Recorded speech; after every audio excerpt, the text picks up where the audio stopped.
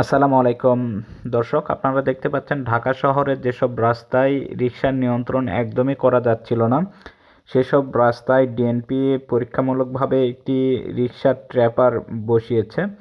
So সেই trapper অতিক্রম করার জন্য জেনে শুনে একটি রিকশা চালক যখন রিকশা নিয়ে যাচ্ছিল তখনই সে ট্র্যাপে পড়ে যায়। দেখুন, রিকশাটি একদমই মুভ করতে পারছে না, দুইটা চাকায় এখানে ট্র্যাপে আটকে গেছে।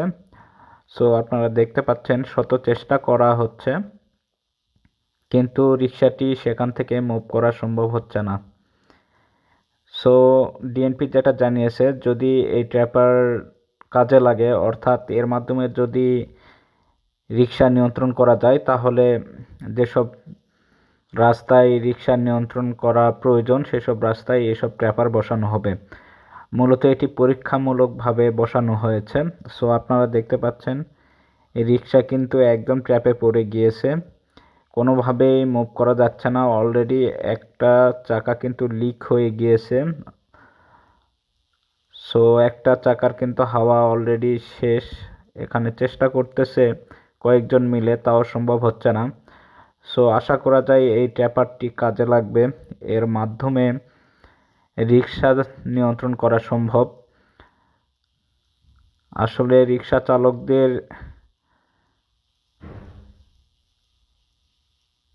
যে ট্রাফিক আইন সেটা একদমই তারা মানে না।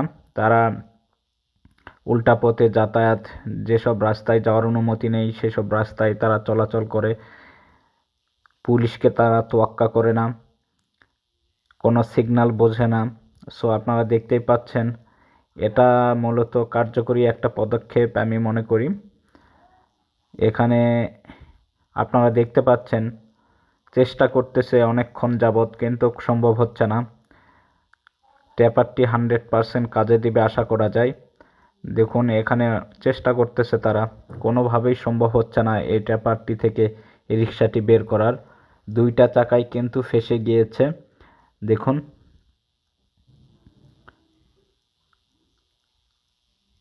সো এটি ডিএনপির একটি ভালো উদ্যোগ এবং একটি ভালো ট্র্যাপার আপনারা দেখতে পাচ্ছেন। এই প্রযুক্তি কাজে দেবে আশা করা যায়। সো ডিএনপি ধাপে ধাপে যেসব রাস্তায় রিকশা চালকদের রিকশার নিয়ন্ত্রণ করা দরকার, সেসব রাস্তায় তারা ধাপে ধাপে বসিয়ে দিবে এই ট্র্যাপারটি। আপনারা দেখতে পাচ্ছেন চেষ্টা করতেছে অনেকক্ষণ যাবৎ, কিন্তু কোনোভাবেই সম্ভব হচ্ছে না।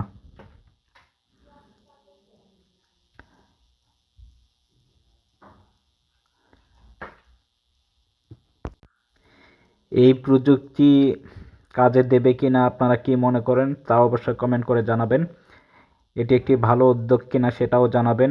রিকশা চালকদের নিয়ন্ত্রণ করা দরকার কিনা সেটাও জানাবেন। দেখতে পাচ্ছেন একটা চাকা অলরেডি লিক হয়ে গিয়েছে, তারপর কিন্তু এটা ফাইনালি বের করতে পেরেছে।